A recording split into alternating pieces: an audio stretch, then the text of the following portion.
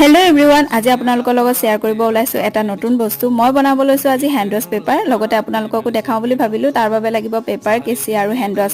Hand ৱাছখিনি মই ধুনীয়াকৈ এনেকৈ পেপাৰখিনি লগাই প্ৰায় এঘণ্টামানৰ কাৰণে ৰ'দত শুকাব দিলোঁ। আৰু শুকাই হৈ যোৱাৰ পিছত এইফালে মই কটা ষ্টাৰ্ট দি দিছোঁ।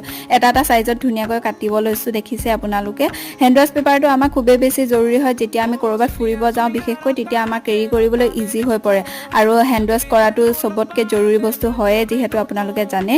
যিটো বস্তু আপোনালোকে ঘৰত ইজিলি বনাই ল'ব পাৰে, সেইটোতো বনোৱাত কিহৰ প্ৰব্লেম নহয় জানো। মই যেনেকৈ বনাই দেখাইছোঁ আপোনালোকে ঘৰতে এনেকৈ বনাই পিনি আপোনালোকে লগত কেৰি কৰিব পাৰিব। তো আমাৰ বনাই এইফালে প্ৰায় ৰেডি হৈ গ'ল। আৰু বনাই হৈ গ'ল যেতিয়া আপোনালোকক দেখুৱাটোতো জৰুৰী যে এইটো ছাকচেছফুল হৈছে নে নাই। ভণ্টিয়ে লৈ লৈছে এখন পেপাৰ আৰু আপোনালোকক চেক কৰি দেখাইছে যে ছাকচেছফুল হৈছে নে নাই। আৰু আপোনালোকে নিজে দেখি আছে, গম পাইছে যে এইটো ছাকচেছফুল হৈ গৈছে। তো আপোনালোকে সহজে ঘৰতে এনেকৈ বনাই ইউজ কৰিব পাৰিব। তো আজিলৈ আহিছোঁ, বাই। নেক্সট এটা ভিডিঅ'ত লগ পাম।